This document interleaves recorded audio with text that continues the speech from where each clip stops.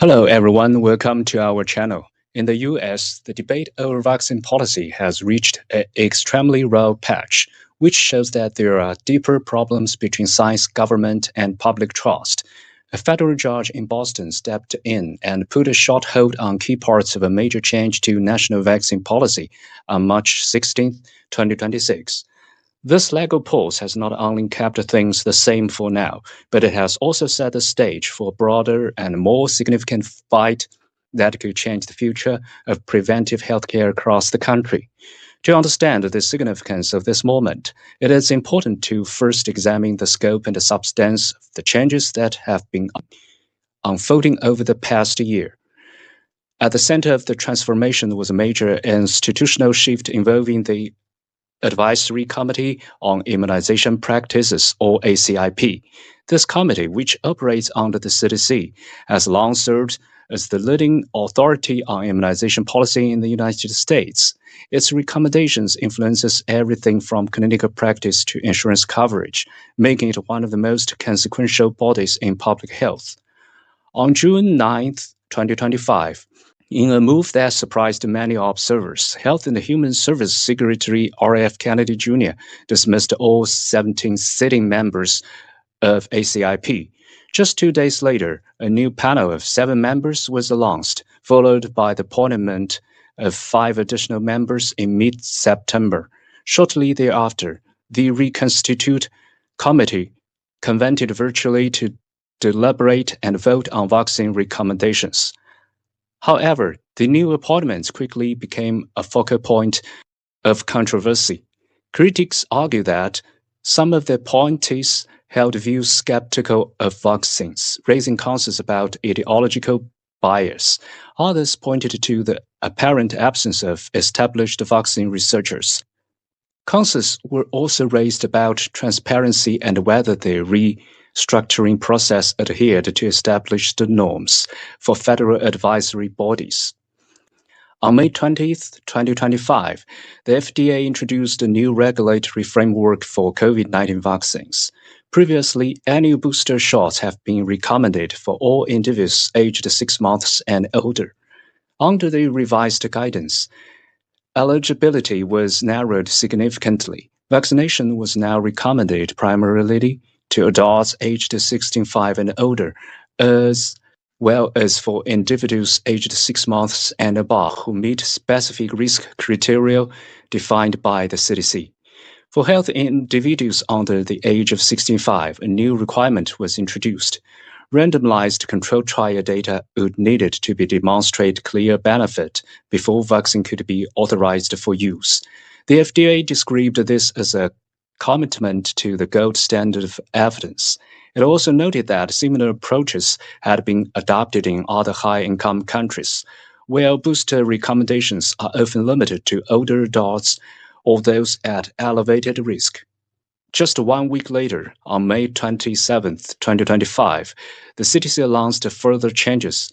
It stated that the COVID-19 vaccination would no longer be routinely recommended for healthy children or pregnant women. The agency cited what it described as a evidence gap, indicating a lack of clinical data supporting repeated booster strategies in children without underlying risk factors. Pregnant women, previously categorized as high-risk groups, were also removed from that designation. In September 2025, the newly formed ACIP voted to recommend that adult COVID-19 vaccination decisions be made through a process of shared clinical decision-making between patients and healthcare providers. While the committee did not explicitly vote on pregnancy, subsequent updates suggest that the guidance applied broadly, including to pregnant individuals. Interesting, this position evolved again later in the year. In November 2025, the CDC and its advisory panel signaled a more flexible approach, effectively reopening access to COVID-19 vaccine during pregnancy. Beyond COVID-19, the policy overhaul extended to routine children immunization schedules, making another significant departure from prior practice. On January 5, 2026, CDC issued a memorandum reducing the number of vaccines routinely recommended for children from approximately 17 or 18 down to 11, while core vaccines, such like those protecting against measles, polio, and whooping cough, remained universally recommended. Several others were reclassified. Vaccines for hepatitis A, hepatitis B, meningococcal disease, rotavirus, influenza, and respiratory syncytial virus were no longer advised for all children. Instead, they were designed for high-risk populations or to be administered following consultation with the healthcare provider. Officials stated that these changes aligned U.S. practice more closely with those of other developed nations and would not affect access or insurance coverage. However, some experts expressed concern that requiring additional clinical consultations could introduce barriers. Even modest increase in logistical complexity, they argued, might discourage some families from pursuing vaccination, potentially leading to declines in overall immunization rates. A coalition of 6 major organizations, including the American Academy of Pediatrics, the American Public Health Association, the Infectious Disease Society of America, the American College of Physicians, and the Society for Maternal-Fetal Medicine, joined forces to challenge the policies in court. The potential consequences of such declines are not merely hypothetical.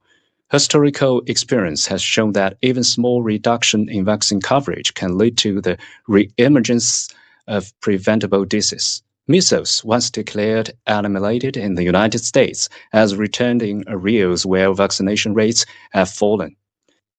The numbers underscore the concern. In 2025, the United States recorded 2,284 confirmed measles cases. By March 12, 2026, that figure had already reached 1,362 for the year. At the same time, vaccination coverage among children have declined from 25.2% in the 2019 to 2020 school year to 92.5% in 2024 to 2025.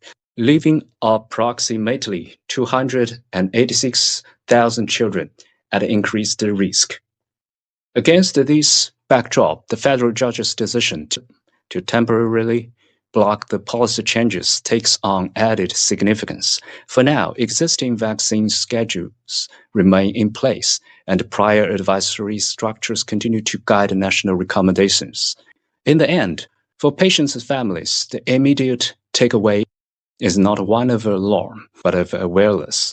In a rapid evolving policy environment, individuals may need to take a more active role in their healthcare decisions, engaging with providers, asking informed questions, and seeking clarity on recommendations that may be changing. Equally important is the role of continuity of care. Trusted clinicians remain a critical source of guidance, helping patients navigate complex and something shifting information while tailoring decisions to individual health needs. That's all for today. We hope this explanation has helped you better understanding this important event. If you found this content interesting and helpful, don't forget to give a thumbs up, subscribe, and hit the notification bell. Thanks for watching, and we will see you next time.